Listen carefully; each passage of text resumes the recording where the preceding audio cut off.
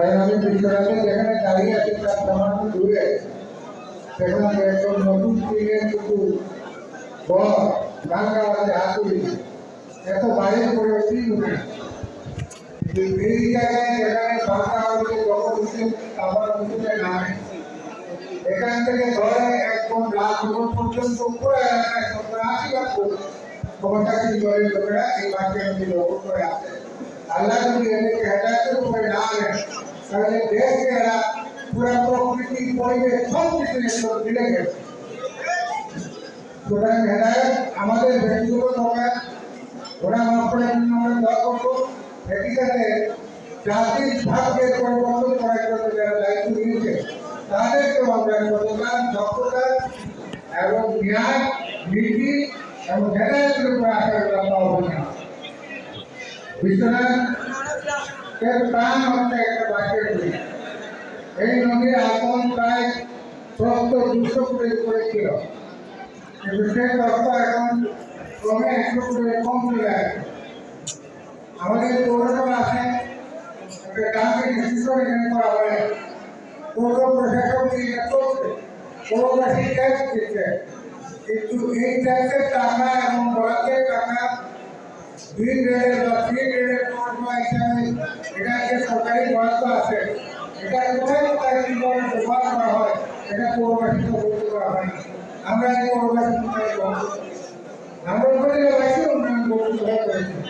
ঠিক এমনিভাবে আমরা এই জাতির ভাগ্যের পরিবর্তন করার জন্য বাইরের ফেব্রুয়ারিতে একটা নির্বাচন অংশগ্রহণ করেছি এবং সেই নির্বাচন সবুজ করে জনগণ ভোটাধিকার প্রয়োগ করেছে। আমি একজন প্রতিদ্বন্দ্বী প্রার্থী ছিলাম, সেখানে আমরা পরাজিত হয়েছি। অন্য দলের প্রার্থী বিজয়ী হয়েছে, তাকে আমি আরও জানাচ্ছি, আরও জানাই। কিন্তু তার দল যে জনগণকে জনগণের ভোটাধিকার যে রাজনৈতিক খেলা তারা ভেতর থেকে এটা দেশের জন্য কল্যাণ বার্তা বহন করে না। বিশেষ করে গণভোট, যেখানে জনগণ ভোটে প্রায় 4 কোটির উপরে লোক ভোট দিয়েছে, ওনাদের দলীয় প্রতীকে 2 কোটির উপরে লোক ভোট দিয়েছে। এই ভোটের পক্ষে ওনারাও ক্যাম্পেইন করেছে, কিন্তু সংসদ সদস্য হিসাবে শপথ নেওয়ার পরে ভোটে জয়যুক্ত হয়েছে। জনগণ ম্যান্ডেট দিয়েছে যে সংসদ সদস্যরা সাংবিধানিক সংস্কার কমিটির সংস্কার পরিষদের সদস্য হিসাবে শপথ নেবেন, কিন্তু ওনারা সংসদ সদস্য হিসাবে শপথ নিয়েছেন, কিন্তু সাংবিধানিক সংস্কার কমিশনের পরিষদের সদস্য হিসাবে শপথ নেন নাই। এটাই সর্বপ্রথম জনগণের বিজয় হিসাবে প্রচারণা করা হয়েছে, জনগণকে বিধান প্রদর্শন করা হয়েছে, জুলাই অভ্যুত্থানের জন্য উদ্বুদ্ধ করা হয়েছে, কাগজে নথির সাথে বেইমানি করা হয়েছে। সুতরাং আমরা চাই সকলে মিলে আমরা এই ভাবে এই দেশকে মেরামত করার জন্য আমরা ভূমিকা রাখতে চাই।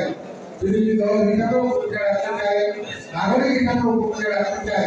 কিন্তু এই দেশগুলো যদি আপনারা করেন, জুলাই সনদ বাস্তবায়ন যদি তার ভাবে করেন, সাংবিধানিক সংস্কারের যে রায় দেশের জনগণ দিয়েছে তা বাস্তবায়ন যদি আপনারা মনে করেন, এবং যে হাইকোর্টে সরিয়ে দিয়ে কারণকে নতুন নতুন ইতিহাস সৃষ্টি করতে চান, তাহলে বাংলাদেশের জনগণ এই চাকরি করার রাজপথে নেমে গেলে আপনারাও জনগণ করতে পারবেন। আমি আপনাদের হতান দেব, এখানে জনপ্রতিনিধি সবার সকল জনপ্রতিনিধিদের প্রতি যে আপনারা জনগণের সাথে দাঁড়াই করবেন না। জনগণ যে রায় দিয়েছে সেটা মেনে জুলাই 14 আলোকে সংসদ পরিচালনা এবং রাষ্ট্র পরিচালনার দিকে অগ্রসর হবেন।